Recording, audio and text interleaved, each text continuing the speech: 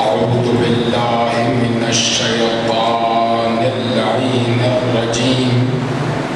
بسم الله الرحمن الرحيم.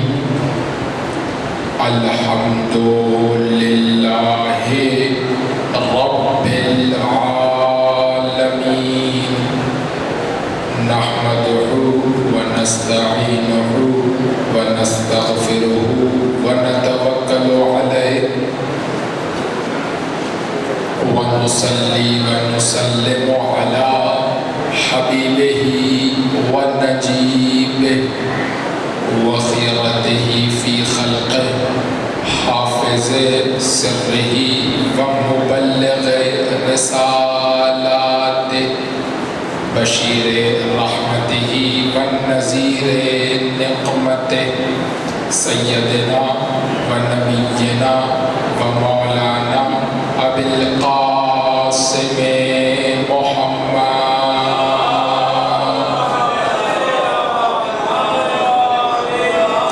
وعلى آله الأطيبين الأطهرين الأنجبين الهداة المهديين المعصومين المكرمين المظلومين الذين أذهب الله عنهم الرجس وطهرهم تطهيرا.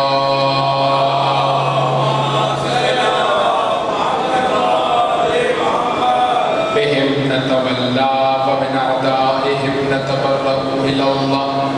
أما بعد فقد قال الله تبارك وتعالى عز اسمه.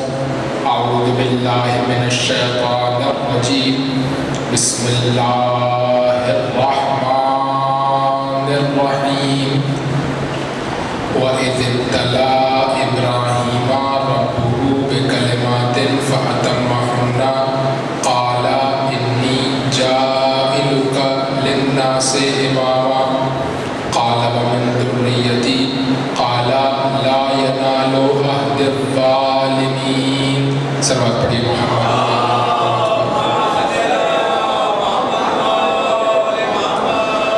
عزیزان گرامی قدر، مخلوقات کی فکر چونکہ ارتقا پاتی ہے، چونکہ وقت کے گزرنے کے ساتھ ساتھ ترقی کی منزلوں کو طے کرتی ہے. جو انسان بچپنے میں سوچتا ہے وہ جوانی میں نہیں سوچتا. جس بات پر جوانی میں غور و فکر کرتا ہے ادھیڑ عمر تک پہنچ کر کے اس کے سوچنے کی باتیں، سوچنے کے موضوعات، فکر کرنے کے عنوانات تبدیل ہو جاتے ہیں. اور پھر جب ادھیڑ عمر سے بڑھاپے کی طرف جاتا ہے تو اس کے عنوانات، سوچنے کے موضوعات تبدیل ہو جاتے ہیں. لیکن کچھ چیزیں ایسی ہیں کہ جو اس دنیا میں پہلے دن سے لے کر کے موت کے دن تک انسان کے محو گفتگو رہتی ہیں. اور ان میں جو سب سے بڑی مثال ہے وہ ہے بھوک. جب بچہ ایک دن کا ہوتا ہے، جب پیدا ہوتا ہے، کچھ گھنٹوں کا ہوتا ہے، اس وقت بول نہیں پاتا، گفتگو نہیں کر پاتا، الفاظ ادا نہیں کر پاتا، آنکھیں ابھی نہیں کھلی ہوتی، لیکن بھوک اس کو تڑپاتی ہے اور رو کر کے اس بھوک کا اظہار کرتا ہے. جوان ہوتا ہے، بھوک اس کے ساتھ ہے. ادھیڑ عمر تک پہنچتا ہے، بھوک اس کے ساتھ ہے. بڑھاپے تک پہنچتا ہے، بھوک اس کے ساتھ ہے. تو اس سے یہ سمجھ میں آتا ہے کہ انسان کی زندگی کے موضوعات اور عنوانات تبدیل ہوتے رہتے ہیں، لیکن وہ موضوع کہ جو ہمیشہ اس کی ضرورت ہوتا ہے وہ تبدیل نہیں ہوتا، بلکہ ضرورت کا جو موضوع ہوتا ہے، جس کی اس کو ضرورت ہوتی ہے، جس سے اس کا کوئی نقص دور ہو رہا ہوتا ہے، جس سے وہ کمال کی منزلوں کو طے کر رہا ہوتا ہے، جس سے اس کو ایسا لگتا ہے کہ ہاں اس کا مجھے کوئی فائدہ ہے، وہ موضوع پہلے دن سے لے کر کے موت تک اس کے ساتھ رہتا ہے، جیسے بھوک کا موضوع. تو اسی وجہ سے عزیزان گرامی قدر جس طرح سے جسم کی غذا کا موضوع پہلے دن سے لے کر کے آخری دن تک انسان کے ساتھ رہتا ہے، ویسے ہی روح کی غذا کا معاملہ ہے۔ اسی وجہ سے جب ہمارے یہاں کوئی بچہ پیدا ہوتا ہے تو پیدا ہوتے ہی اس کے کان میں یا حسین کہا جاتا ہے، اور جب کوئی مرنے والا ہوتا ہے تو وہ بستر مرگ پر بھی یا حسین کہہ رہا ہوتا ہے۔ اس سے سمجھ میں آتا ہے ذکر حسین ہمارے شوق کا نہیں بلکہ ہماری ضرورت کا نام ہے۔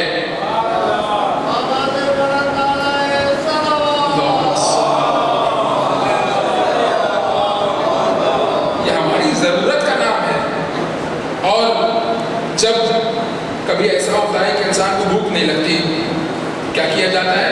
کہا جاتا ہے کہ مریض ہو، بیمار ہو، کوئی بیماری ایسی آ گئی ہے، کوئی ایسا مرض لاحق ہو گیا ہے کہ جس کی وجہ سے بھوک نہیں لگ رہی۔ کیوں؟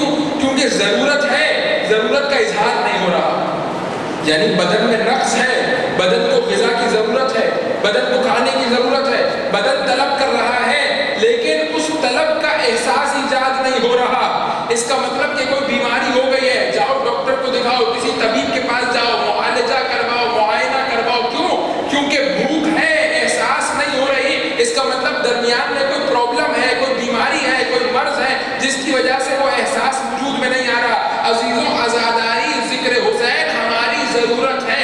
اگر کبھی ایسا ہو کہ حسین کے ذکر کرنے کا احساس نہ ہو رہا ہو تو توجہ کیجئے، روح کی کون سی بیماری لاحق ہو گئی ہے کہ ذکر حسین کا احساس نہیں ہو رہا؟ کوئی نہ کوئی ایسی بیماری ہے، ذکر حسین کا اگر احساس نہ ہو رہا ہو تو کوئی نہ کوئی ایسی بیماری ہے کہ جو اس ضرورت کو احساس میں تبدیل نہیں ہونے دے رہی۔ کیونکہ ضرورت تو اپنی جگہ پر باقی ہے، بس اس بیماری کو دور کر لیجئے، دوبارہ احساس ایجاد ہو جائے گا۔ اور اگر انسان ذکر حسین میں آئے، بیٹھے اور اس کی حلاوت کو محسوس نہ کرے، اس کی شیرینی کو، اس کی چاشنی کو محسوس نہ کرے، یہ جی نہ چاہے کہ کل بھی مجلس ہو، یہ جی نہ چاہے کہ کل بھی مجلس میں آؤں، تو یہ دوبارہ بیماری کی علامت ہے۔ یہ آپ سب نے دیکھا جو کچھ سالوں پہلے کورونا وائرس گزرا تھا، اس کی نشانیوں میں سے ایک نشانی کیا تھی کہ زبان کا ذائقہ چلا جاتا تھا۔ انسان کھا رہا ہے نہیں پتا، سبزی کھا رہا ہے، دال کھا رہا ہے، پوری کھا رہا ہے، کیا کھا رہا ہے نہیں پتا۔ کیوں؟ کیونکہ زبان کا ذائقہ چلا جاتا تھا، زبان ذائقے کو محسوس نہیں کرتا تھا۔ یعنی زبان سے ذائقے کا چلے جانا بیماری کی علامت ہے۔ جس طرح ظاہری غذا کا ذائقہ چلا جائے تو انسان اس کو بیماری سمجھتا ہے، اسی طرح روحانی غذا کا نام ہے ذکر حسین، اور اگر اس کی حلاوت چھن جائے، سمجھے کوئی مرض لاحق ہو گیا ہے، کوئی بیماری ہو گئی ہے جس کے سبب سے ذکر حسین کی وہ چاشنی محسوس نہیں ہو رہی، ذکر حسین کی چاشنی کا احساس نہیں ہو رہا، ذکر حسین کی شیرینی کا احساس نہیں ہو رہا۔ بس ایسا نہیں کہنا مطلب آپ کے سامنے مقرر سورہ بقرہ کی آیت نمبر 124 کی تلاوت ہو رہی ہے۔ وَإِذِ ابْتَلَىٰ إِبْرَاهِيمَ رَبُّهُ بِكَلِمَاتٍ فَأَتَمَّهُنَّ، جب مبتلا کیا، اور اب ابتلا پر مزید گفتگو میں نہیں کروں گا کیونکہ کل کی پوری گفتگو تقریباً ابتلا ہی کے موضوع پر گزر گئی۔ بیان ہوا آپ کے سامنے کہ ابتلا کا معنی کیا ہے؟ ابتلا کا معنی ہے پرانا کرنا۔ ابتلا کا معنی امتحان لینا نہیں ہے، ابتلا کا معنی ہے کسی شے کو پرانا کرنا۔ لیکن چونکہ جب شے پرانی ہوتی ہے تو امتحان یافتہ ہو جاتی ہے، اس لیے ابتلا کو امتحان کے معنی میں بھی استعمال کیا گیا۔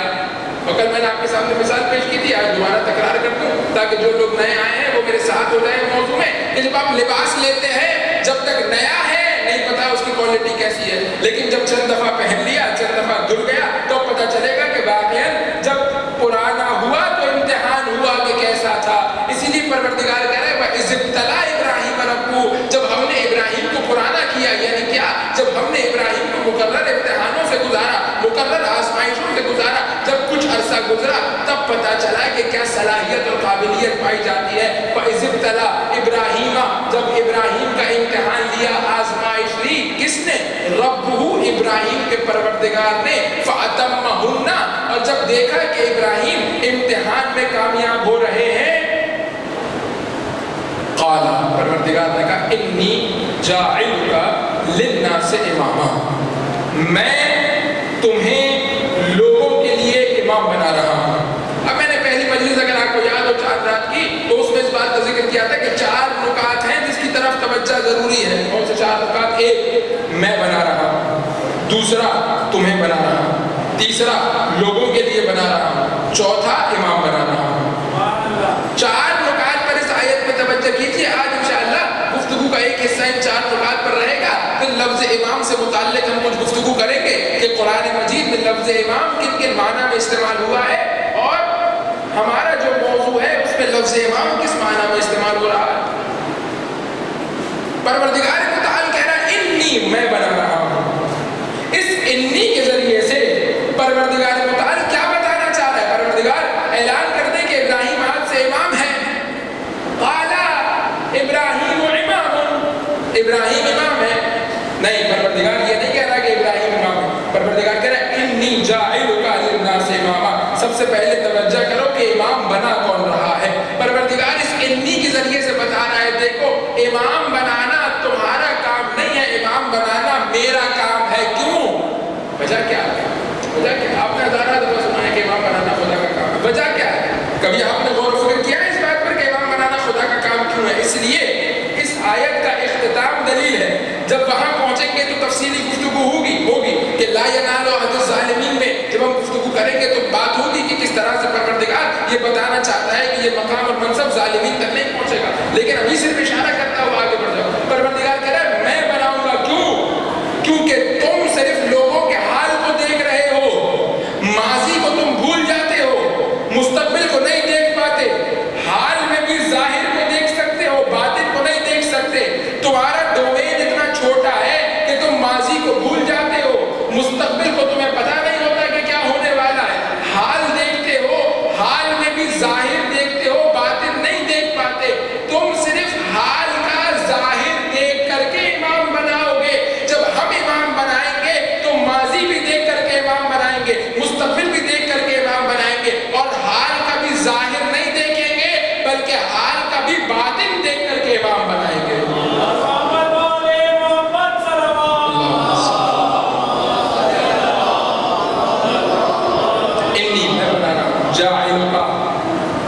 تمہیں بنا رہا ہوں۔ اس سے بات کیا سمجھ میں آتی ہے؟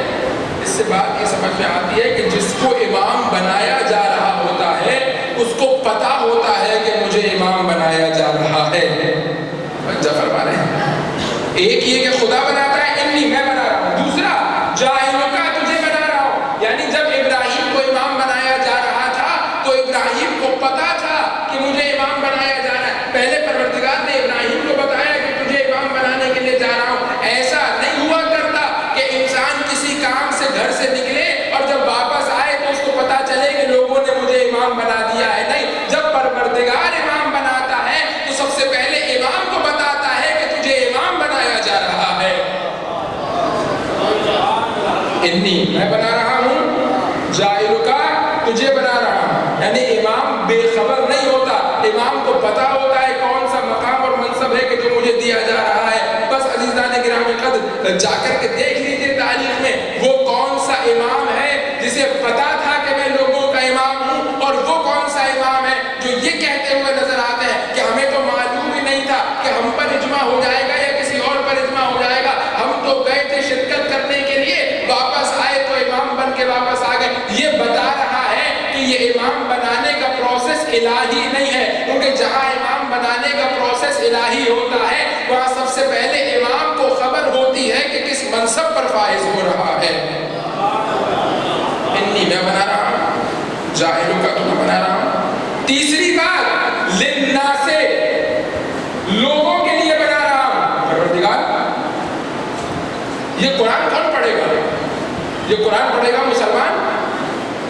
خیر آج تو مسلمان کو قرآن نہیں پڑھتے، لیکن فرض کر لیتے ہیں ہم کہ سارے مسلمان اچھے ہو جائیں اور قرآن پڑھنے لگ جائیں، ورنہ ہمارے یہاں تو قرآن صرف تبرک اور تشرف کے لیے کہ کب اترے گا قرآن تاخچے سے؟ جب دلہن رخصت ہو رہی ہوگی تو اس کے سر پہ رکھا جائے گا، رخصت کر کے دوبارہ سے اس کو تاخچے پہ رکھ دیا جائے گا۔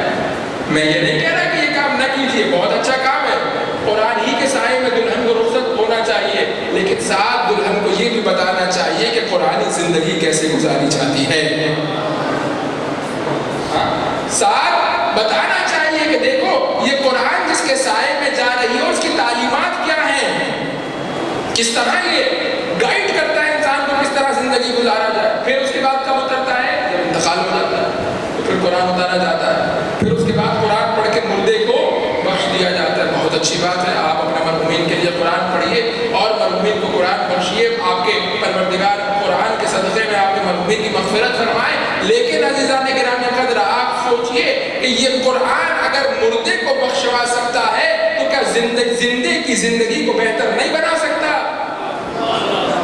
جو اس دنیا سے چلے جانے والے کی مغفرت کا سامان کر سکتا ہے، یقیناً وہ اس دنیا میں رہنے والے کی زندگی کو بھی بہتر بنا سکتا ہے۔ بس توجہ یہ کرنی ہے کہ میں اور آپ قرآن کو پڑھیں بھی، سمجھیں بھی اور اس پر عمل کرنے کی کوشش بھی کریں۔ بس قرآن کے سائے کو دلہن کو روانہ کر دیا، مرحوم کے لیے قرآن پڑھ کے بخش دیا، اس کے علاوہ ہمارا قرآن سے کوئی تعلق نہیں ہے۔ بات کہاں سے چلی تھی؟ بات یہاں سے چلی تھی کہ پروردگار کہہ رہے کہ میں لوگوں کے لیے بنا رہا ہوں، پروردگار یہ جو لوگوں کے لیے بنا رہا ہے تو بنا رہا ہے، اور آدھی دنیا تجھے نہیں مانتی، تو جب تجھے نہیں مانتی تو تیرے بنائے ہوئے کو کیسے مانے گی؟ مثال کے طور پر جو خیرپور کا جو مثال کے طور پر ایس پی ہو، وہ کہے کہ میں سکھر کے لیے ڈی ایس پی بنا رہا ہوں کسی کو، آپ کیا کہیں؟ سکھر والے تو تمہیں ایس پی نہیں مانتے، جب تمہیں ایس پی نہیں مانتے تو تمہارا بنایا ہوا ڈی ایس پی کیسے مانیں گے؟ بھائی جہاں کہ تم ایس پی ہو وہیں کا ڈی ایس پی بناؤ، صحیح بات ہے یا نہیں؟ عقلی اور منطقی اور لاجیکل گفتگو تو یہی ہے۔ پروردگار کفار کو تجھے مانتے نہیں، آدھی دنیا توحید کے پیغام کو رد کر چکی ہے، آج بھی آدھی دنیا مسلمان نہیں، آدھی سے زیادہ دنیا مسلمان نہیں۔ تو کہہ رہا ہے میں امام بنا رہا ہوں مسلمانوں انسانوں کے لیے، جبکہ آدھی دنیا تجھے نہیں مانتی، اور جو آدھی تجھے مانتی ہے اس میں سے آدھی تیرے بنائے ہوئے کو نہیں مانتی۔ آدھی تجھے نہیں مانتی، اور جو آدھی تجھے مانتی ہے اس میں سے آدھی تیرے بنائے ہوئے کو نہیں مانتی، اور جو آدھی تیرے بنائے ہوئے کو مانتی ہے اس میں سے آدھی تیرے بنائے ہوئے کی نہیں مانتی ہے یا نہیں؟ تو اب پروردگار کہہ رہا ہے میں تو لوگوں کے لیے امام بنا رہا ہوں۔ پروردگار دنیا تو تجھے مانتی نہیں، آدھی دنیا توحید پر ایمان نہیں رکھتی، تجھے اپنا رب مالک رہبر نہیں مانتی، اس کے بعد کہہ رہے کہ میں لوگوں کے لیے امام بنا رہا ہوں، میں مسلمانوں کے لیے امام بنا رہا ہوں، میں مسلمانوں میں سے بھی ان لوگوں کے لیے بنا رہا ہوں کہ جو مانے۔ اب یہاں سے باغ کھلتا ہے پورا، لیکن میں اس طرف جانا نہیں چاہتا کیونکہ پھر گفتگو ساری اگلی اسی میں چلی جائے گی، اگلی چند ایک مجالس اسی پر گفتگو کرتے ہوئے، کہ امام کا ایک پہلو نہیں ہے، امام کے دو پہلو ہیں۔ ایک امام کا پہلو ہے تکوینی پہلو، ایک امام کا پہلو ہے تشریعی پہلو۔ جو امام کی تکوینی جہت ہے وہ تمہارے اختیار میں نہیں ہے، مانو یا نہ مانو تمہارا امام ہے، اور ایک ہے تشریعی جس میں تم مانو گے تو امام ہے، نہیں مانو تو جاؤ کسی ایسے ویسے کو امام بنا لو، جب قیامت میں پہنچو گے تو وہ امام تم سے فرار کرے گا، تم اپنے امام سے فرار کرو گے۔ تو ایسے کو امام بناؤ کہ جو قیامت میں تمہارا ہاتھ تھامے، جو قیامت میں تمہارے اعمال کی ذمہ داری لے، جس کے بتائے ہوئے طریقے کے مطابق۔ آسان سی مثال دے دوں تاکہ بات حل ہو جائے۔ بچے بیٹھے ہیں، بات مشکل ہو رہی ہے، مجھے اندازہ ہے، بزرگ تو عادی ہیں مشکل باتیں سننے کے، لیکن جوانوں کے لیے بچوں کوئی نئی کمپنی آ گئی کسی پنکھے کی، کسی ٹیوب لائٹ کی، اس نے خیرپور میں جو ہے دکان کھولی، اور صاحب دکان پر بڑا بڑا لکھ کر کے لگایا کہ بھائی دیکھیے اس کمپنی کی چیزیں بہت ڈیمانڈ میں ہیں، بہت لوگ اس کو چاہتے ہیں اپنے گھر میں لگانا ہے اس پنکھے کو، تو آپ ذرا احتیاط کیجیے گا۔ لوگوں نے اس ڈیمانڈ کا فائدہ اٹھاتے ہوئے جعلی دکانیں اور جعلی نام سے ہماری چیزیں بیچنا شروع کر دی ہیں، تو اگر آپ کو ہماری پروڈکٹ خریدنی ہو تو اس دکان پر آئیے۔ بڑے بڑے بورڈ لگا دیے، سب تک پیغام پہنچا دیا، بھائی دیکھو اگر تمہیں اصلی پروڈکٹ چاہیے تو اس دکان پر آؤ، اگر کہیں اور سے لوگ ہیں تو ہم ذمہ دار نہیں ہیں۔ آپ نے دھیان نہیں دیا، گئے کسی اور جگہ سے خرید لیا، لا کر کے لگایا، 2-4 دن میں خراب ہو گیا، اب اتارا اور اتار کے لے کر کے گئے اس دکان پر کہ بھائی آپ نے کہا تھا 6 مہینے کی وارنٹی ہے، ٹھیک کریں اس کے دفتر میں۔ اس نے پنکھا لیا، دیکھا کہ یہ تو ہمارا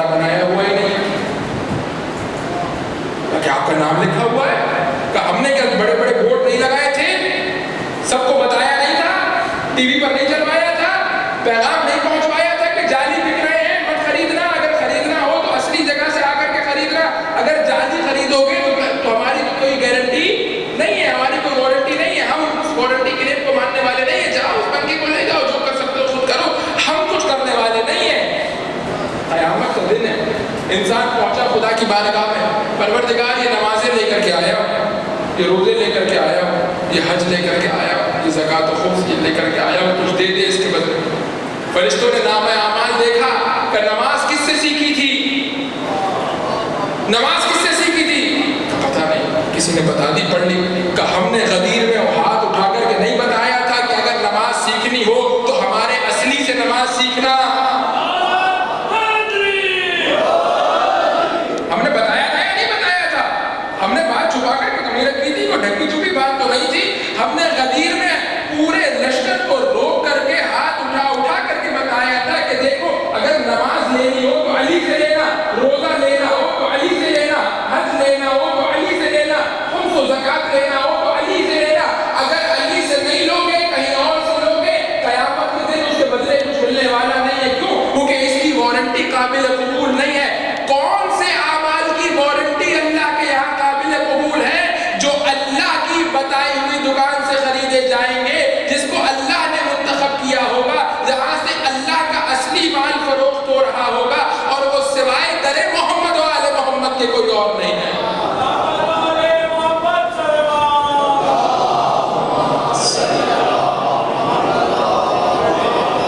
سمجھ میں آیا کہ قیامت کے دن کہا کہ اگر اصلی جگہ سے خریدو گے، ہاں اگر کوئی کوتاہی رہ گئی، علی سے نماز لی، ایک دن قضا ہو گئی، ایک دن نہیں اٹھ سکے، تو قیامت کے دن پہنچو گے، اس تھوڑے بہت نقص کو چونکہ علی سے لیا ہے، اصلی جگہ سے لیا ہے، تھوڑا بہت اگر خراب بھی ہو گیا ہم اس کو وارنٹی میں قبول کر لیں گے، لیکن اگر کہیں اور سے لے کر کے آؤ گے تو ہمارا ہے ہی نہیں، ہمارا بتایا ہوا طریقہ ہی نہیں ہے، ہم نے اس کی ذمہ داری ہی نہیں لی، تو پھر ہم قبول نہیں کریں گے، کیوں؟ کیونکہ ہم نے بات چھپائی نہیں تھی، بیان کی تھی، ہر مقام پر بیان کی تھی، دعوت ذوالعشیرہ سے لے کر کے غدیر خم کے میدان تک بار بار ہم نے اصلی کی پہچان کروائی تھی، اگر اس کے بعد بھی جعلی سے چیزیں لیتے رہے تو اس میں ہمارا قصور نہیں ہے، تمہارا قصور ہے، اب جاؤ ڈھونڈو اسی کو قیامت کے میدان میں جس سے تم نے لیا تھا، اور قرآن کہتا ہے جب اس کے پاس پہنچو گے تو وہ کہے گا بھیا میں خود پریشان ہوں، تمہیں یہاں اپنی پڑی ہے،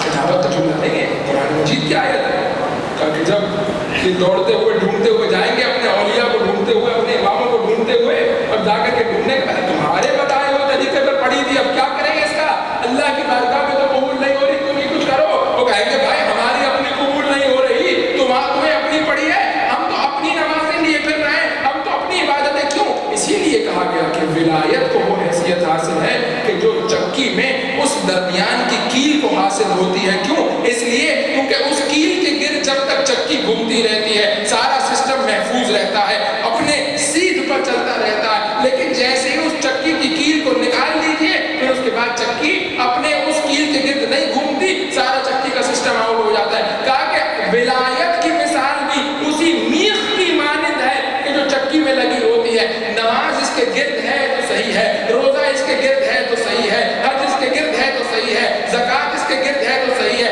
سب کچھ اگر ولایت علی کی چکی کے کیل کے گرد گھوم رہا ہے تو قابل قبول ہے، ورنہ قیامت میں تمہارے منہ پر مار دیا جائے۔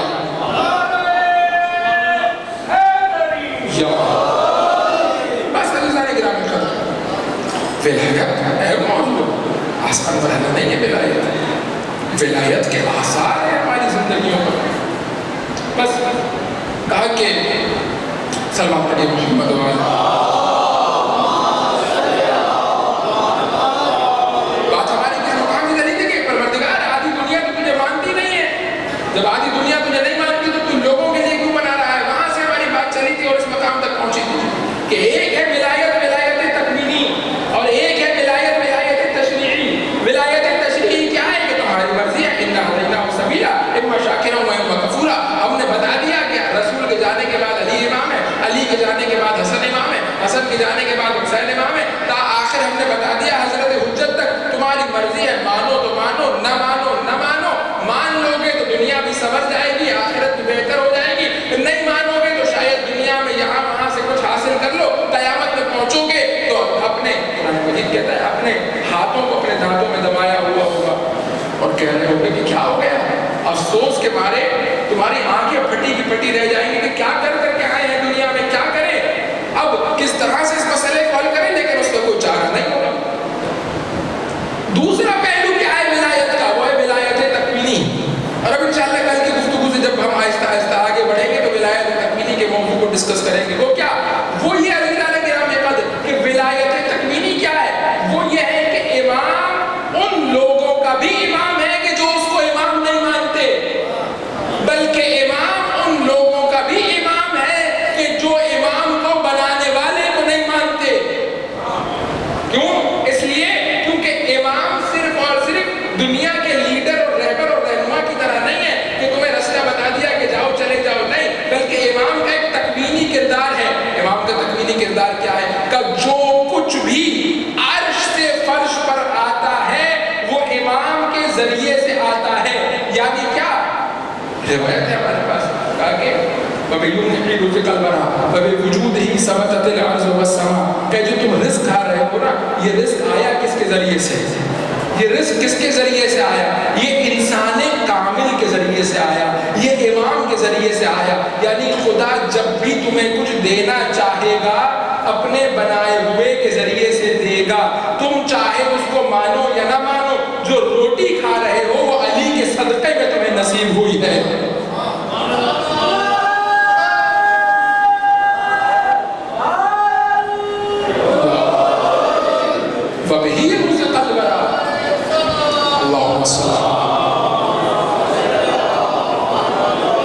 کیا مطلب؟ یعنی یہ میں کوئی خطابت آخر نا، آپ یہ مت سمجھیے کہ میں کوئی خطابت کی گفتگو کر رہا ہوں یا آپ سے داد لینے کے لیے. یہ حقیقت ہے، یہ واقعیت ہے. اس پر علماء نے کتابیں لکھی ہیں اور میں اس گفتگو کو اگر مشکل بنانا چاہوں تو میں آپ کے سامنے اس گفتگو کو بہت مشکل بنا کر کے پیش کر سکتا ہوں. قوس صعود کا کیا مطلب ہے، قوس نزول کا کیا مطلب ہے، عرفانی مطالب کیا ہیں، کس طرح سے برکتیں آسمان سے نازل ہوتی ہیں، کس طرح یہاں کے لوگوں کے اعمال خدا تک پہنچتے ہیں، کیا واسطے کا اس کے اندر حیثیت ہے، واسطے اور ذریعے کا کیا کردار ہے. یہ سب اپنے مقام پر ایک علمی گفتگو ہے. میں صرف چاہ رہا ہوں کہ اس موضوع کو بہت ہی سلوک اور آسان اور ہلکا کر کے اپنے جوانوں کے لیے اور اپنے بچوں کے لیے پیش کروں. یعنی کیا؟ یعنی جو کچھ بھی وہاں سے یہاں آئے گا امام کے ذریعے سے آئے گا، اور جو کچھ بھی یہاں سے وہاں جائے گا امام کے ذریعے سے جائے گا. کیوں؟ کیونکہ امام دیکھیے جو بنانے والا ہوتا ہے نا، ہم اس بات پر تھوڑی توجہ کیجیے گا تاکہ میں ایک مشکل مرحلے سے عبور کر کے آگے بڑھتا ہوں. جو بنانے والا ہوتا ہے نا، جس کو بنایا جا رہا ہوتا ہے وہ بنانے والے سے مطابقت رکھتا ہے. مثال کے طور پر کسی نے کسی کو آپ کے علاقے کا بڑا بنایا، جو پورے صوبے کا بڑا ہے اس نے شہر کا بڑا بنایا. کسی کو نہ مانے، آپ کہیں میں اس کو نہیں مانتا، پھر آپ جو بنانے والا ہے اس کو بھی نہ مانے، آپ کی مرضی نہ مانے. کیوں؟ کیونکہ جس نے بنایا ہے اس کا اختیار کیا ہے؟ اس کا اختیار یہ ہے کہ زیادہ سے زیادہ آپ کو گرفتار کروا لے گا، زیادہ سے زیادہ نظر بند کروا دے گا، اور کیا کر سکتا ہے؟ قتل کروا دے گا، اور کیا کر سکتا ہے؟ اور کچھ نہیں کر سکتا. لیکن عزیزان گرامی قدر اس کا مطلب کیا ہے؟ اس کا مطلب کیا ہے کہ ویلیو کیا ہوتی ہے. اب توجہ کیجیے گا اس بات کا. بننے والے کی ویلیو کو کیسے پتا چلے گا؟ بننے والے کی ویلیو بنانے والے کے اختیار سے مطابقت رکھتی ہے. یعنی بنانے والا کتنا اختیار رکھتا ہے کہ اس نے بنایا ہے. ہاں توجہ فرما رہے ہیں. بنانے والے کے اختیار کی حدود سے بننے والے کی عظمت کا پتہ چلتا ہے. جو بنانے والا ہے وہ صوبے کا بڑا ہے تو بننے والے کی حیثیت بھی اتنی ہے کہ اس کو صوبے کے بڑے نے شہر کا بڑا بنایا ہے. کل صبح جو ملک کا بڑا ہے اس نے صوبے کے بڑے کو ہٹا دیا تو اپنا اس کی کوئی اہمیت ہے نہ نیچے والے کی کوئی اہمیت ہے. کیوں؟ کیونکہ اس سے اوپر بھی کوئی تھا، اس نے اس کو ہٹا دیا. یعنی جو ویلیو بنانے والے کی ہے وہ ویلیو منتقل ہوگی اس کی بنائی ہوئی شے کے اندر.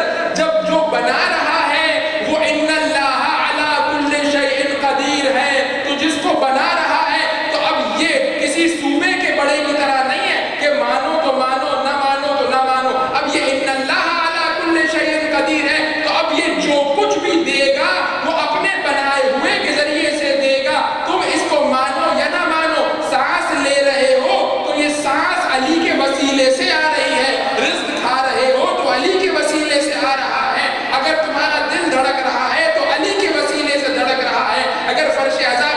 کے بیٹھ رہے ہو تو علی کے وسیلے سے بیٹھ رہے ہو. کیوں؟ کیونکہ جو کچھ بھی عرش سے فرش پر آتا ہے بنانے والا اتنا قدرت مند ہے کہ اس کا بننے والا اتنا قدرت مند ہے کہ جو کچھ اوپر سے نیچے کی طرف آئے گا وہ اسی وسیلے اور ذریعے سے آئے گا کہ جو اس نے بنایا ہے. مشکل مرحلہ تھا.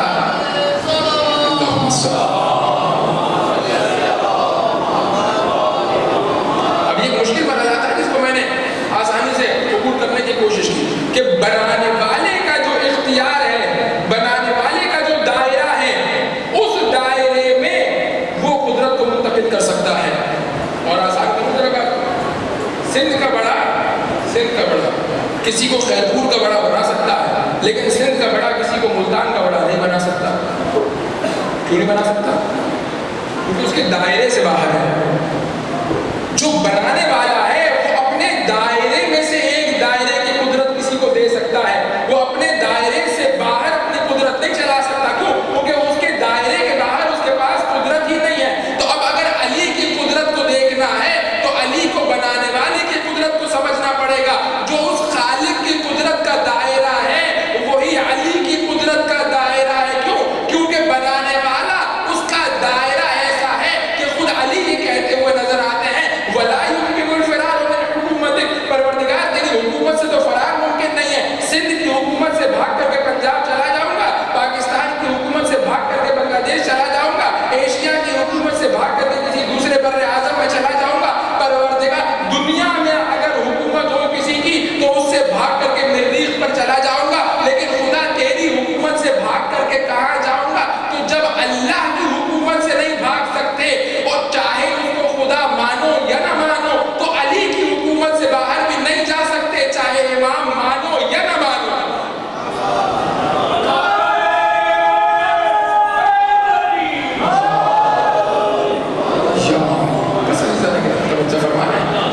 تو اب مجھے اس مرحلے تک پہنچنا تھا لیکن بات رہ گئی ادھوری امام کے مرحلے تک. بس کیا ہے, پروردگار انی میں بنا رہا ہوں, جاہلوں کا تجھے بنا رہا ہوں, للناس لوگوں کے لیے بنا رہا ہوں. کیوں لوگوں کے لیے بنا رہا ہوں؟ کیونکہ میں لوگوں کا پروردگار ہوں, جن کا میں پروردگار ہوں انہی کا امام بنا رہا ہوں. کچھ ایسے ہیں جو مجھے رب نہیں مانیں گے لیکن میں ان کا رب ہوں, کچھ ایسے ہیں جو تجھے امام نہیں مانیں گے لیکن تو ان کا امام ہے. انی بہت سے ایسے ہیں جو خدا کو رب نہیں مانتے, تو کیا خدا ان کا رب نہیں ہے؟ پروردگار وہی ہے, دیتا تو وہی ہے, رازق تو وہی ہے, چاہے وہ لوگ مانے یا نہ مانے. تو جیسے خدا رازق ہے اور انسان چاہے مانے یا نہ مانے, اسی طرح سے علی وسیلہ رزق ہے چاہے انسان مانے یا نہ مانے. اب آئیے کے مرحلے پر, انی میں بنا رہا ہوں, جاہلوں کا تجھے بنا رہا ہوں, للناس لوگوں کے لیے بنا رہا ہوں, امام بنا رہا ہوں. اس کے ذریعے سے پروردگار کیا بتانا چاہتا ہے؟ گفتگو تقریباً آخری مرحلوں میں داخل ہو رہی ہے. امام بنانا چاہتا ہوں یعنی کیا مطلب؟ پروردگار بتانا چاہ رہا ہے کہ دیکھو جو میرا بنایا ہوا ہے نا وہ ہے امام, جو میرا بنایا ہوا ہے وہ ہے امام. یعنی کیا مطلب؟ یعنی یہ کہ دیکھو ایک ہے لفظ, ایک ہے کردار. لفظ کی کیا حیثیت ہے؟ لفظ اعتباری, لفظ کو کہا جاتا ہے اعتباری. مثال کے طور پر آپ نے اس کا نام رکھا, مثال کے طور پر بھائی, فارسی زبان میں دیکھا اس نے کہا بلندل, عربی زبان میں دیکھا حقیقت تو ایک ہی ہے, نام الگ الگ رکھ دیا. آپ کیا بچہ پیدا ہوا, ابا نے کہا میں تو یہ پکاروں گا, دادی نے کہا نہیں مجھے تو یہ نام پسند ہے, ٹھیک ہے میں یہ پکاروں گا آپ یہ پکار لیجیے. تو بچہ ایک ہے یا دو؟ بچہ تو ایک ہی ہے. باپ اپنے نام سے پکار رہا ہے, دادی اپنے نام سے پکار رہی ہے, کچھ بڑا ہوا باہر گیا, دوستوں نے کوئی تیسرا نام رکھ دیا. ہاں, جس طرح محلے میں رکھے جاتے ہیں پیار سے پکارنے کے لیے, پیار کا کوئی نام رکھ دیا کسی نے. تو اب بچہ ایک ہے یا زیادہ؟ حقیقت کتنی ہے؟ حقیقت واحد ہے. نام آپ جتنے رکھتے رہیے, ایسا ہے اس کا آپ نام 2 رکھ لیجیے, 4 رکھ لیجیے, ننیال میں کوئی اور نام ہے, دنیال میں کوئی اور نام ہے, دوستوں میں کوئی اور نام ہے. بعض دفعہ ہمارے اپنے دوستوں کے ہم نے دیکھا ہے, ان کے گھر جا کر کے مثال کے طور پر کہ میں فلاں کو بلا دو, بلا فلاں یاد نہیں رہتا. بھائی آپ کے بیٹے کا دوست ہوں, بیٹے کا اس کا نام یہ کب سے ہو گیا؟ ہم نے تو یہ رکھا تھا. نام گھر میں کچھ اور ہوتا ہے, باہر کچھ. گھر والے باہر کے نام سے نہیں پہچانتے, باہر والے گھر کے نام سے نہیں پہچانتے. تو نام ہے اعتباری, نام کا حقیقت سے کوئی تعلق نہیں ہے. آپ نے اس کا نام رکھ دیا پوزا, انگریز نے دیکھا تو کہا گلاس, کسی اور نے دیکھا تو اس نے کہا لیوان, کسی اور نے دیکھا. ہر ایک نے اپنے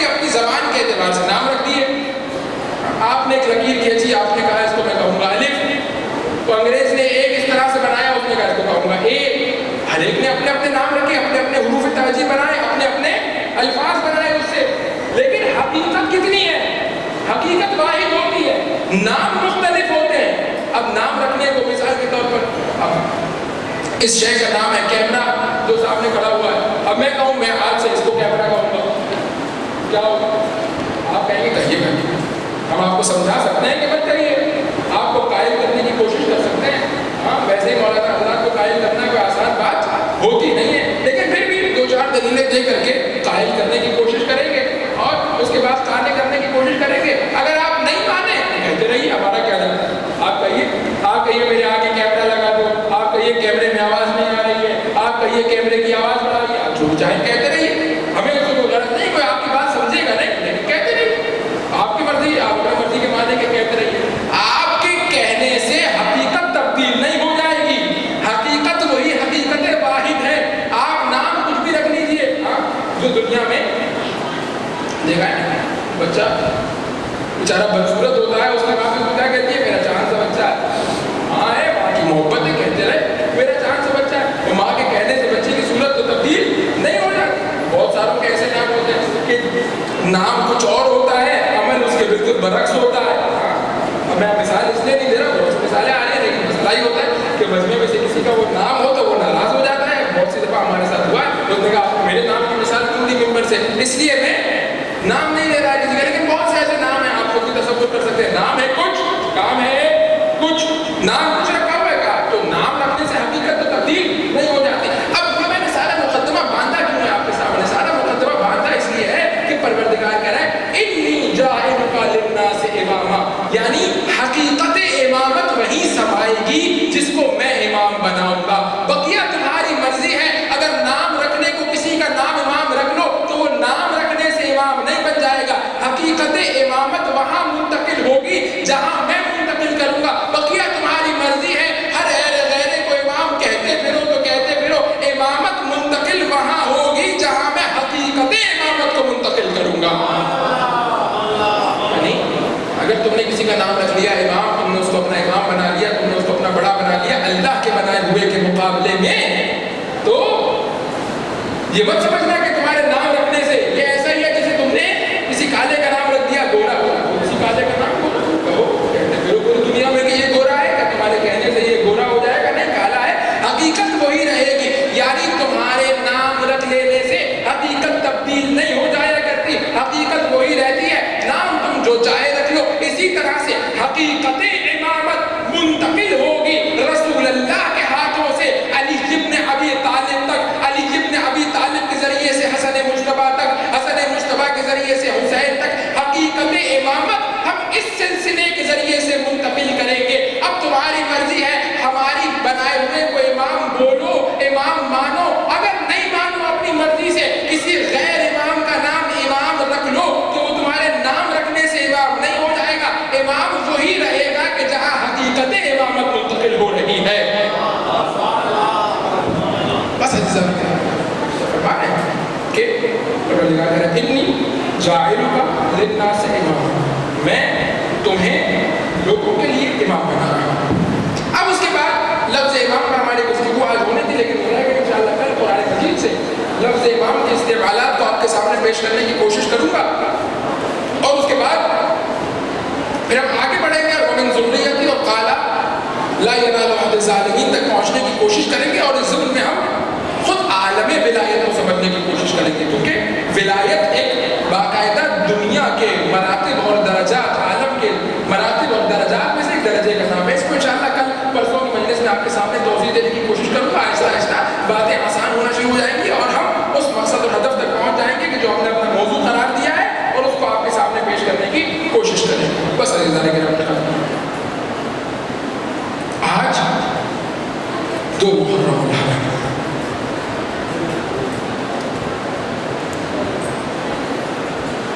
حسین کا قافلہ رواں دواں ہے کربلا کی جانب. راستے میں ایک مقام پر حسین ابن علی نے کوفے کا رخ کر کے کہا وعلیک السلام یا مسلم. سرکار وفا نے تڑپ کے آ کے کہا آقا کیا مسلم آ گئے؟ کہا نہیں مسلم نہیں ہے۔ پھر آپ کس کو سلام کا جواب دے رہے ہیں؟ کہ میرے مسلم کو دارالامارہ کی چھت سے پھینکا جا رہا ہے۔ ایک دفعہ عباس نے تڑپ کر کے کہا آقا مجھے منظر دکھا سکتے ہیں؟ بعض مورخین نے لکھا کہ حسین نے اپنی 2 انگلیوں کو بلند کیا کہ عباس دیکھو مسلم کو دارالامارہ کی چھت سے پھینکا جا رہا ہے۔ کہ ایک دفعہ عباس نے تڑپ کر کے کہا آقا جیسے منظر دکھایا ہے ویسے ہی مجھے مدد کے لیے بھیج دیجیے، ویسے ہی مجھے مدد کے لیے بھیج دیجیے۔ مجھے نہیں معلوم کہ حسین بن علی نے کیا جواب دیا، لیکن شاید حسین بن علی نے یہی کہا ہو کہ عباس وہاں جا کر کے کیا کرو گے، مسلم کی کیسے مدد کرو گے؟ عباس نے یہی کہا ہوگا دیکھیں آقا اگر مدد نہیں بھی کر سکا تو لاشیں کو زمین پر گرنے نہیں دوں گا، اپنی گود میں لے لوں گا۔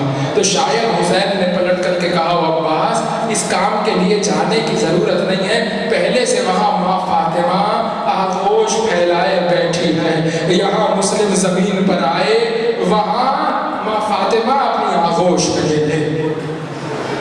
بس عزیزوں قافلہ آگے بڑھ رہا ہے۔ جیسے مسلم کی شہادت کی خبر ملی، ایک دفعہ سید الشہداء نے کہا کہ یہیں پر قافلہ روکا جائے اور ہم مسلم کا ماتم کریں گے، مسلم کے لیے مجلس کا انعقاد کریں گے۔ پہلا فرش ازا مسلم ابن عقیل کا حسین ابن علی نے بچھایا اور بچھانے کے بعد بیویوں نے مسلم ابن عقیل پر گریہ کیا، نوحہ کیا۔ ایک دفعہ حسین ابن علی نے کہا زینب جاؤ مسلم کی بیٹی کو بلا کر کے لاؤ، مسلم کی بیٹی کو بلا کر کے لاؤ۔ 3 یا 4 برس کی عمر تاریخ نے لکھی، نام لکھا کہ حمیدہ، کہا کہ حمیدہ کو بلا کر کے لاؤ۔ حمیدہ کو بلایا، حمیدہ کو اپنی گود میں بٹھایا اور گود میں بٹھانے کے بعد سر پر ہاتھ پھیرنا شروع کیا، سر پہ ہاتھ پھیرنا شروع کیا۔ عزیزوں رسول اللہ کی روایت ہے کہ جب یتیم کے سر پہ ہاتھ پھیرو نا تو رسول اللہ نے خاص انداز بتایا ہے کہ بالوں میں انگلیوں کو ڈال کر کے یتیم کے سر پر ہاتھ پھیرو۔ ایک طریقہ رسول اللہ نے خاص بتایا ہے کہ یتیم کے سر پر کیسے ہاتھ پھیرو۔ شاید حسین نے اسی طریقے سے ہاتھ پھیرا تھا کہ بچی نے تڑپ کر کے کہا ماموں جان ایسے ہاتھ پھیر رہے ہیں جیسے یتیموں کے سر پہ ہاتھ پھیرا جاتا ہے، کیا میرا بابا سلامت ہے، کیا میرا بابا زندہ ہے، کہیں ایسا تو نہیں کہ میں یتیم ہو گئی۔ ایک دفعہ جیسے ہی لفظ یتیمی منہ پر آیا تاریخ نے لکھا حسین نے بچی کے لبوں پر ہاتھ رکھا اور کہا بیٹا دیکھو جب تک میں زندہ ہوں نا آج کے بعد اپنے آپ کو یتیم نہ کہنا، آج کے بعد اپنے آپ کو یتیم نہ کہنا۔ مسلم مارا گیا تو کیا ہوا، تمہارا ماموں ابھی زندہ ہے۔ ایک دفعہ کہا زینب جاؤ فلاں صندوق میں نے نئے گوشوارے رکھے ہیں وہ لے کر کے آؤ، وہ لے کر کے آؤ۔ نئے گوشوارے منگوائے۔ عزیزوں مستحب ہے کہ جب کسی کا باپ مر جائے نا کسی بھی طرح اس کی دلجوئی کا اہتمام کیا جائے۔ پہلے سے گوشوارے پہنے ہوئے تھے بیوی نے، حسین نے پرانے گوشوارے اتارے، نئے گوشوارے پہنائے، سینے سے لگایا، بچی ماموں کے سینے سے لگ کر کے رو لی، گود میں بٹھایا، سر پہ ہاتھ پھیرا، آخر تک چپ کرا دیا بچی کو۔ بچی کا جی ٹھنڈا ہو گیا، اب بچی نے رو دیا، باپ کا غم بچی کے آنسوؤں میں بہہ گیا۔ عزیزوں یہ منظر ایک اور 4 سالہ بچی دیکھ رہی تھی، اس کے ذہن میں یہ رقم ہو گیا جب کوئی یتیم ہوتا ہے اسے گود میں بٹھایا جاتا ہے، اسے سینے سے لگایا جاتا ہے، اس کے سر پہ ہاتھ پھیرا جاتا ہے، اس کے گوشوارے تبدیل کیے جاتے ہیں۔ کربلا میں عاشورہ کے دن یہ آواز بلند ہوئی الا قد قتل الحسین بکربلا، الا قد ذبح الحسین بکربلا۔ اب بچی سمجھی میرا بابا مارا گیا، اب کوئی آئے گا مجھے گود میں بٹھائے گا، مجھے سینے سے لگائے گا، میرے سر پر ہاتھ پھیرے گا، میرے گوشوارے تبدیل کرے گا۔ لیکن عزیزوں آنے والا آیا ضرور، لیکن آنے والے نے گود میں نہیں بٹھایا، دامن میں آگ لگائی، سینے سے نہیں لگایا بلکہ تماچے مارے، گوشوارے تبدیل نہیں کیے بلکہ جو گوشوارے پہنے تھے اسے بے دردی سے کھینچ لیا۔ عزیزوں یہ بچی بابا بابا کہتی ہوئی میدان کی طرف دوڑی۔ ایک دفعہ ایک لاش بے سر سے آواز آئی، آ میری بچی میرے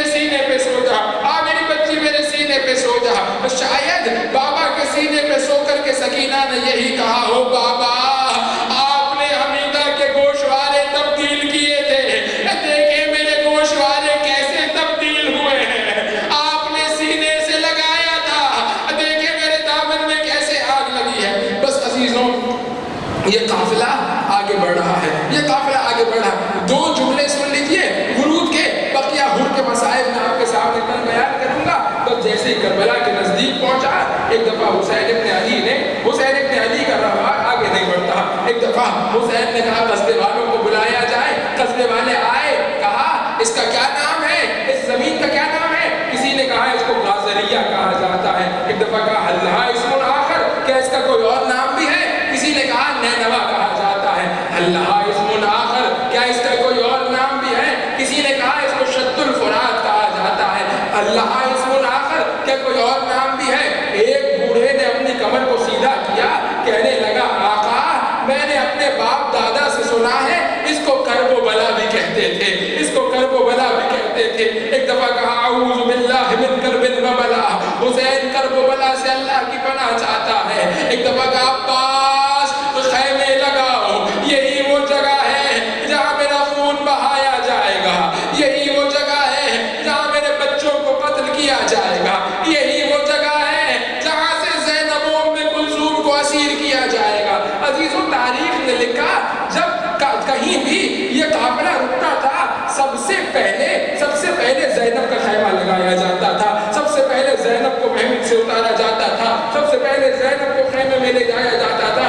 یہاں بھی کچھ ایسا ہی ہوا، سب سے پہلے زینب کا خیمہ لگا، زینب کو محمد سے اتارا گیا، زینب کو خیمے میں بٹھایا گیا۔ جیسے ہی زینب خیمے میں گئی ایک دفعہ کہا عباس حسین کو کہو میری بات سنیں، حسین کو کہو میری بات سنیں۔ ایک دفعہ سید الشہداء کو بلایا، دو الگ الگ تاریخوں نے دو الگ الگ باتیں لکھی۔